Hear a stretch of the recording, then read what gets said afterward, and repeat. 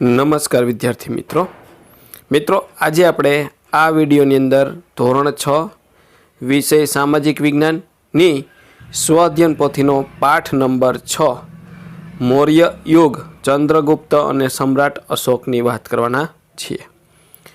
તો અહીંયા સ્વઅધ્યયન પોથીનું આ રીતનું સંપૂર્ણ સોલ્યુશન છે। તો આવા જ સોલ્યુશન મેળવવા માટે આપણી ચેનલને સબસ્ક્રાઈબ કરો અને આ વિડીયો તમારા મિત્રો સાથે શેર કરો। બીજું કે મિત્રો આપણી યુટ્યુબ ચેનલ ઉપર ધોરણ 6ના સ્વઅધ્યયન પોથીના દરેક વિષયના સોલ્યુશન મૂકેલા છે, જે તમને મારી યુટ્યુબ ચેનલના પ્લેલિસ્ટમાંથી મળી જશે। તો મિત્રો શરૂ કરીએ ધોરણ 6 સામાજિક વિજ્ઞાન સ્વઅધ્યયન પોથી પાઠ નંબર 6 મૌર્ય યુગ ચંદ્રગુપ્ત અને સમ્રાટ અશોક। પ્રશ્ન પહેલો, આપેલા વિકલ્પમાંથી સાચો વિકલ્પ શોધીને બોક્સમાં લખો। પહેલું, ચાણક્ય દ્વારા લખાયેલ એક જાણીતો ગ્રંથ સી અર્થશાસ્ત્ર। બીજું, મૌર્ય વંશની માહિતી મેળવવામાં નીચેનામાંથી કયો ગ્રંથ ઉપયોગી નથી? બી મેઘદૂત। ત્રીજું, અશોકનો શિલાલેખ જોવા માટે તમે ગુજરાતમાં કયા સ્થળે જશો? સી જૂનાગઢ। ચોથું, ગિરિનગરમાં સુદર્શન તળાવનું નિર્માણ કોણે કરાવ્યું? બી પુષ્યગુપ્ત। પાંચમું, ચંદ્રગુપ્ત મૌર્યે અંતિમ સમયમાં ક્યાં વસવાટ કર્યો હતો? ડી શ્રવણબેલગોડા। છઠ્ઠું, કયું યુદ્ધ અશોકના જીવનનું અંતિમ યુદ્ધ બની રહ્યું? કલિંગનું। સાતમું, ચાણક્ય કયા વિષયમાં નિષ્ણાત હતા? બી અર્થશાસ્ત્ર। આઠમું, શસ્ત્રો છોડી શાસ્ત્રનું શરણ લેવા ઉપદેશ અશોકે કોને આપ્યો? એ ઉપગુપ્તે। નવમું, મૌર્ય યુગમાં સીતાધ્યક્ષ કયા વિભાગનો કાર્યભાર સંભાળતા? એ ખેતી। મૌર્ય યુગમાં બનેલ કયો રોડ એશિયા ખંડનો સૌથી જૂનો માર્ગ છે? સી ગ્રાન્ડ ટ્રંક રોડ।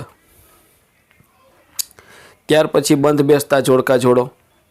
એમાં ચંદ્રગુપ્ત એની સામે આવશે બી મૌર્ય વંશના સ્થાપક, પુષ્યગુપ્ત એની સામે આવશે ડી સૌરાષ્ટ્રનો રાષ્ટ્રીય એટલે કે રાજ્યપાલ, ત્રીજું બિંદુસાર એની સામે આવશે એ અશોકના પિતા, ચોથું અશોક એની સામે આવશે સી બૌદ્ધ ધર્મના પ્રચારક, પાંચમું વિષ્ણુગુપ્ત ચાણક્ય એની સામે આવશે એફ પ્રખર રાજનીતિજ્ઞ। ત્યાર પછી નીચેના વિધાનો ખરા છે કે ખોટા તે જણાવો, એટલે કે સાચા છે કે ખોટા તે જણાવવાના છે। તો પહેલું વિધાન છે ખોટું, બીજું સાચું, ત્રીજું સાચું, ચોથું ખોટું, પાંચમું ખોટું, છઠ્ઠું ખોટું, સાતમું પણ ખોટું છે ને આઠમું છે એ સાચું છે। તો આ રીતના ખરા ખોટા થશે। ત્યાર પછી પ્રશ્ન 3 છે યોગ્ય શબ્દ વડે નીચેના વિધાનોની ખાલી જગ્યા પૂરો। તો પહેલી ખાલી જગ્યામાં આવશે સમ્રાટ ધનનંદ, બીજીમાં તક્ષશિલા, ત્રીજીમાં ઇન્ડિકા, ચોથીમાં બૌદ્ધ ધર્મ, પાંચમીમાં બૃહદસ્થ અને છઠ્ઠીમાં ધમ્મહાપાત અને સાતમીમાં છે રાજુક। ત્યાર પછી પ્રશ્ન 4 નીચેના પ્રશ્નનો ઉત્તર 1-2 વાક્યમાં લખો। કૌટિલ્યના અર્થશાસ્ત્રમાંથી મૌર્ય સામ્રાજ્યની કઈ કઈ માહિતી જાણી શકાય છે? કૌટિલ્યના અર્થશાસ્ત્રમાંથી મૌર્ય સામ્રાજ્યની રાજકીય, આર્થિક અને સામાજિક જીવનની માહિતી મળે છે। મૌર્ય યુગમાં બનેલ ગ્રાન્ડ ટ્રંક રોડનો વિસ્તાર ક્યાંથી ક્યાં સુધીનો હતો? મૌર્ય યુગમાં બનેલ ગ્રાન્ડ ટ્રંક રોડનો વિસ્તાર હાલ દિલ્હીથી કલકત્તા સુધીનો રાષ્ટ્રીય ધોરીમાર્ગ કહેવાય। ત્રીજું, જૂનાગઢમાં આવેલ અશોકના શિલાલેખમાં કયા 3 રાજવીઓનો લેખ છે? જૂનાગઢમાં આવેલ અશોકના શિલાલેખમાં રાજા મહાક્ષત્રય રુદ્રમાનો, રાજા ચંદ્રગુપ્ત અને અશોકના રાષ્ટ્રીય યવનરાજ આ 3 રાજવીઓનો લેખ છે। મૌર્ય સામ્રાજ્યમાં વહીવટી તંત્રને કેટલા વિભાગમાં વહેંચવામાં આવ્યું છે? મૌર્ય સામ્રાજ્યમાં વહીવટી તંત્રને 3 વિભાગમાં વહેંચવામાં આવ્યું છે, કેન્દ્રીય, પ્રાંતીય અને પ્રાદેશિક। ત્રીજું, સમ્રાટ અશોકે બૌદ્ધ ધર્મના કયા કયા સિદ્ધાંતોનો પ્રચાર માટે વિશેષ ભાર મૂક્યો છે? સમ્રાટ અશોકે ભગવાન બુદ્ધના પ્રેમ, દયા, કરુણા, અહિંસા, અનુકંપા અને સદાચાર વગેરે સિદ્ધાંતોના પ્રચાર પર ભાર મૂક્યો. સમ્રાટ અશોકે બૌદ્ધ ધર્મનો પ્રચાર કયા દેશોમાં કર્યો? તો સમ્રાટ અશોકે બ્રહ્મદેશ, સિલોન, સિરિયા, ઇજિપ્ત વગેરે દેશોમાં બૌદ્ધ ધર્મનો પ્રચાર કર્યો. ત્યાર પછી 7મું અને 8મું છે, અશોકે બૌદ્ધ ધર્મના પ્રચાર અને પ્રસાર માટે કયા કયા પ્રયત્ન કર્યા? તો તે દેશભરમાં ફર્યો. તેણે તેના અધિકારને બૌદ્ધ ધર્મના ઉપદેશ આપવાની આજ્ઞા આપી. તેણે તેના પુત્ર અને પુત્રીને સિલોન મોકલ્યા. તેણે દેશમાં શિકાર કરવા પર પ્રતિબંધ મૂક્યો. તેણે યજ્ઞમાં થતી પશુ હિંસા બંધ કરાવી. તેણે ઠેર ઠેર શિલાલેખો કોતરાવ્યા. તેણે દેશ વિદેશોમાં વિહારો અને મઠ સ્તૂપ બંધાવ્યા. મૌર્ય યુગના વહીવટી તંત્રમાં સમ્રાટની કઈ જવાબદારી હતી? મૌર્ય સામ્રાજ્યના વહીવટી તંત્રમાં સમ્રાટ શાસન વ્યવસ્થા કેન્દ્ર સ્થાને હતો. તે સામ્રાજ્યનો વહીવટી, લશ્કરી અને ન્યાયતંત્રનો વડો હતો.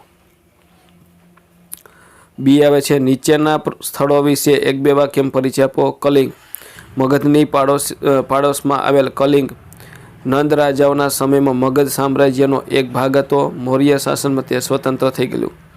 શ્રવણબેલગોડા, ચંદ્રગુપ્તે તેના જીવનનો અંતિમ સમય જૈન મુનિ ભદ્રબાહુ સાથે મૈસૂરના શ્રવણબેલગોડામાં વિતાવ્યો હતો. જૂનાગઢ, ગુજરાતના જૂનાગઢમાં ગિરનાર પર્વત તરફ દામોકુંડ જતા એક અશોકનો શિલાલેખ મળી આવે છે, જે પ્રાકૃત ભાષામાં લખેલ છે. પ્રશ્ન 5 એ નીચેના વિધાનો માટે કારણો આપો. સમ્રાટ અશોક ઇતિહાસમાં મહાન રાજવી તરીકે સ્થાન ધરાવે છે. સમ્રાટ અશોક ખટપટો કરી રાજ્ય મેળવ્યું, તેનો વિસ્તાર કર્યો. તેણે મહાન સામ્રાજ્યનું નિર્માણ કર્યું. કલિંગ પર વિજય મેળવવા, મહત્વાકાંક્ષા પૂરી કરવા તેણે તેના પર આક્રમણ કરી વિજય મેળવ્યો, પરંતુ તેના બાદ તેનું હૃદય પરિવર્તન થયું. ભવિષ્યમાં કદી યુદ્ધ ન કરવાનો નિર્ણય કર્યો. બૌદ્ધ ધર્મ અપનાવ્યો. આ પરથી કહી શકાય તેઓ મહાન રાજા હતા. ચંદ્રગુપ્તની સિદ્ધિઓમાં ચાણક્યની રાજનીતિનો ઘણો મહત્વનો ભાગ ભજવ્યો હતો. બાળપણના રાજાની રમત રમતા ચંદ્રગુપ્તનું હરી પારખીને તક્ષશિલાના કૌટિલ્ય ગોત્રના આચાર્ય વિષ્ણુગુપ્તે તક્ષશિલા લઈ જઈ તેને શાસ્ત્ર અને શાસ્ત્રોની તાલીમ આપી.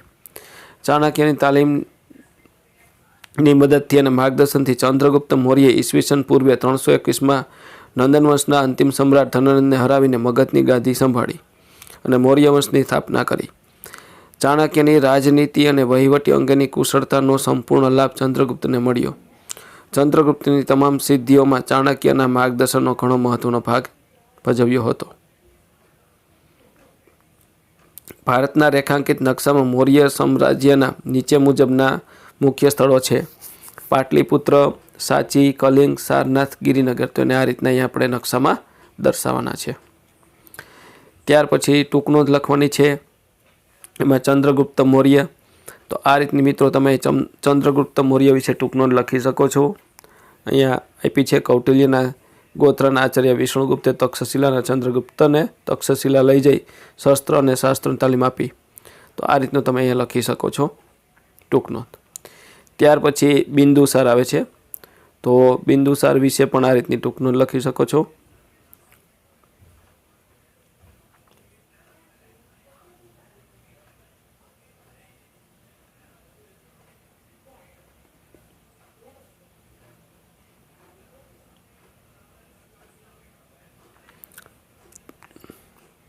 ત્યાર પછી પ્રશ્ન 7 આવે છે, આપણા રાષ્ટ્રીય પ્રતીકોની યાદી બનાવી ચિત્ર એકત્રિત કરી ચોંટાડો અને નામ નિર્દેશ કરો. તો અહીં રાષ્ટ્રીય પક્ષી મોર, રાષ્ટ્રીય પ્રાણી વાઘ, રાષ્ટ્રીય ફળ કેરી અને રાષ્ટ્રીય ફૂલ કમળ. તો આ તો ધોરણ 6 સામાજિક વિજ્ઞાનની સ્વઅધ્યયન પોથીના પાઠ નંબર 6નું સંપૂર્ણ સોલ્યુશન. આવા જ સોલ્યુશન મેળવવા આપણી ચેનલને સબસ્ક્રાઈબ કરો અને આ વિડીયો તમારા મિત્રો સાથે શેર કરો. બીજું કે મિત્રો, આપણી યુટ્યુબ ચેનલ પર ધોરણ 6ના સ્વઅધ્યયન પોથીના દરેક વિષયના સોલ્યુશન મૂકેલા છે, જે તમને મારી યુટ્યુબ ચેનલના પ્લેલિસ્ટમાંથી મળી જશે.